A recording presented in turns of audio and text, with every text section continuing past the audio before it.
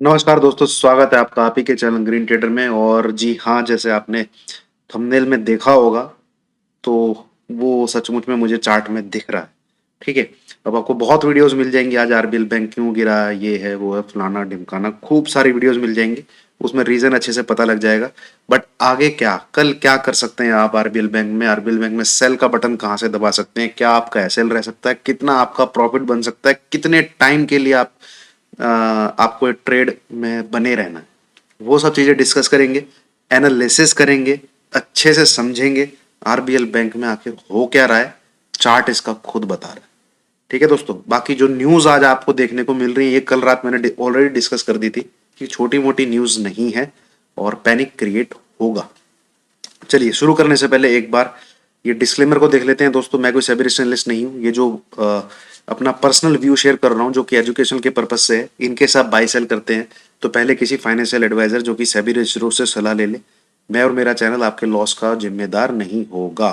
ये मैंने RBL bank का वीकली चार्ट खोला हुआ है, आपको दिख रहा होगा, मतलब एक कैंडल एक वीक को दिखा रही है।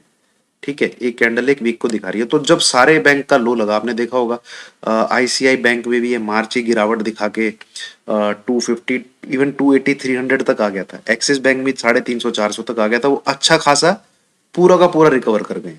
बट इस बैंक की हालत इतनी पतली है, 100 का बॉटम लगा के, 100 110 का बॉटम लगा के इसने हाई लगाया 265 270 के आसपास का।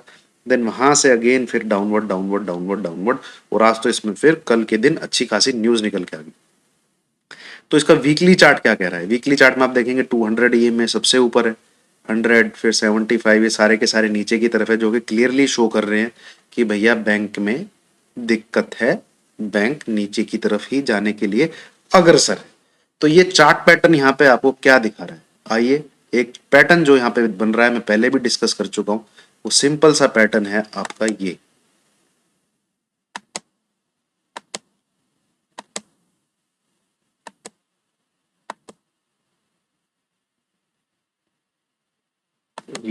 और इसकी जो नेक लाइन आ रही है उसका आज ब्रेक डाउन हो गया है।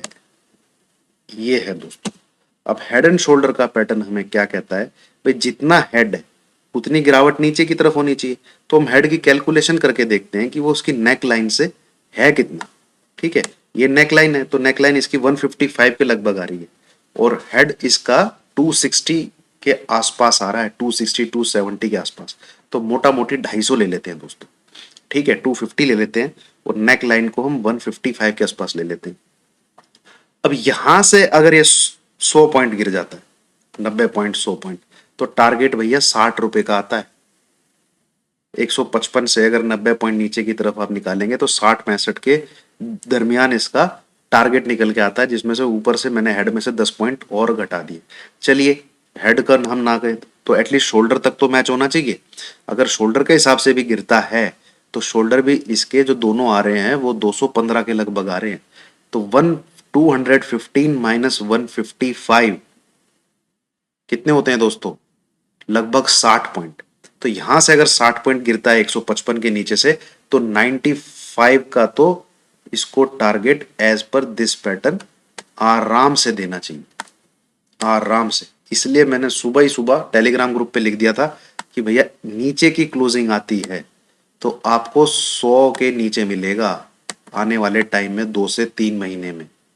मार्च अप्रैल तक आ जाए, कभी भी आ जाए, बट 100 के नीचे का टारगेट निकल के आता है। तो इसमें अब कोई ट्रेड लेना चाहता है, कोई इसको शॉर्ट करना चाहता है, बिंदास कर सकता है। बट आपका टारगेट, वो सॉरी एसएल जो रहेगा, सबसे पहले तो ये टारगेट नहीं, सबसे पहले एसएल।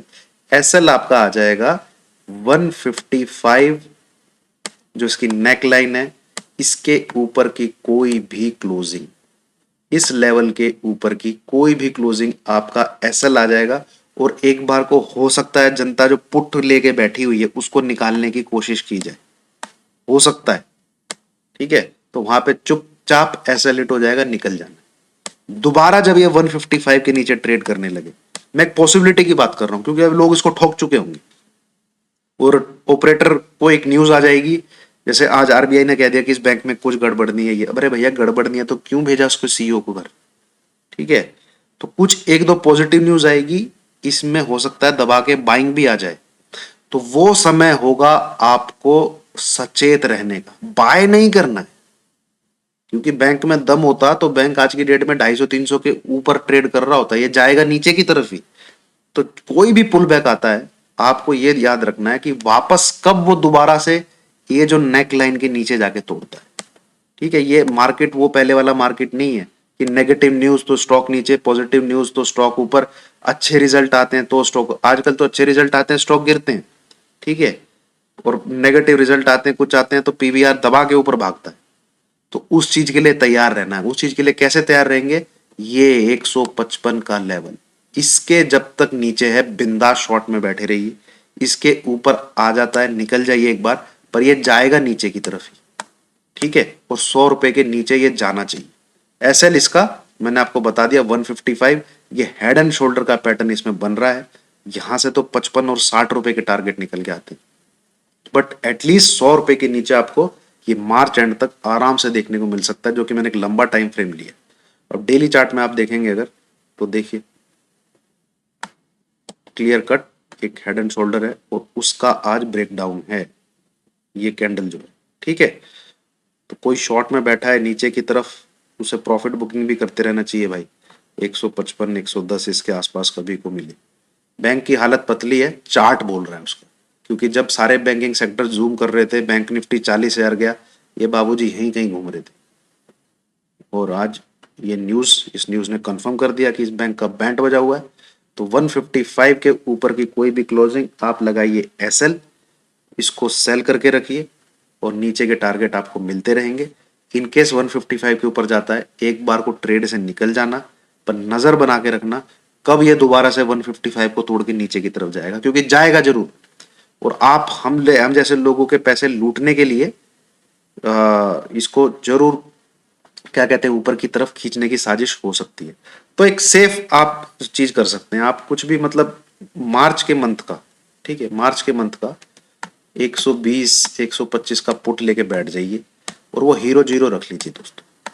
ठीक है, वो हीरो जीरो रख लीजिए भैया, गए पानी में पैसे तो गए। क्योंकि